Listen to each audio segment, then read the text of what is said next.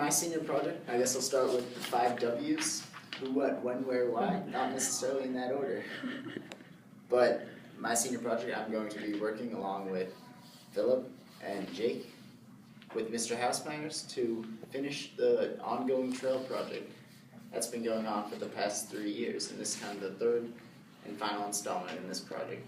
And it's a collaborative project, but we each have our own portion of the project, so I'm doing very different tasks than, say, Phil or Jake are. So I'm going to talk about what I'm doing. So the trail, the Bow Community Trail, it's meant for the community. It's not exclusive to the high school, but it will be used for cross-country runners, track runners, and Nordic skiers. But then anyone in the Bow community who wants to take a stroll can feel free to do that. So I'm focusing on the bridges aspect of the project.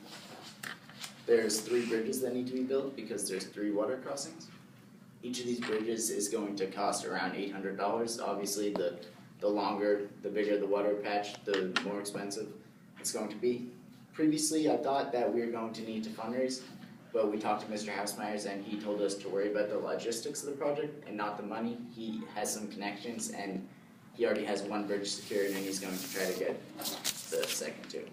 So I'm going to be in charge of, I have to get people for the bridges. There will be a group of 12 to 15 people broken up into 3 groups. What we want is 1 group of high schoolers, and this can include parents as well, because I'm sure there's parents who are knowledgeable in construction and can help us out a lot.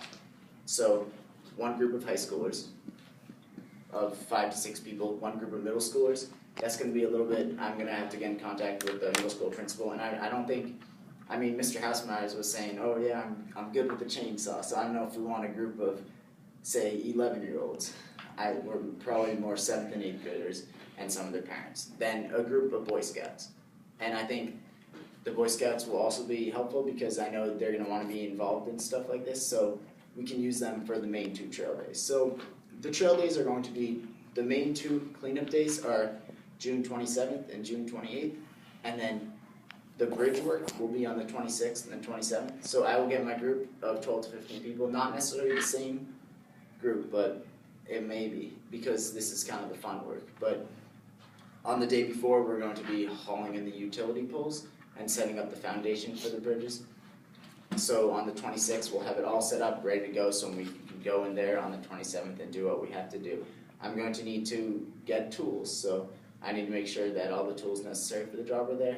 That includes drills. We're going to need 9 cordless drills because we'll have 3 people drilling per bridge, and then the rest of the people will be hauling in wood to set up the decking. So I'm not really a pro. I don't know much about bridge building, but over the course of the past few weeks I've learned, and I'm sure by the end of this project I will know a lot more about building bridges, which is a good thing.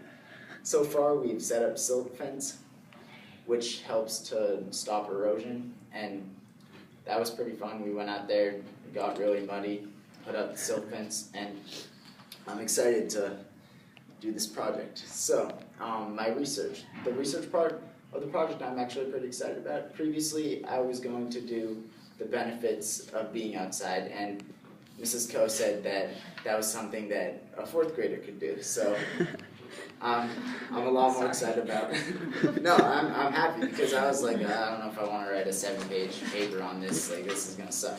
But now I'm looking up how outdoor recreation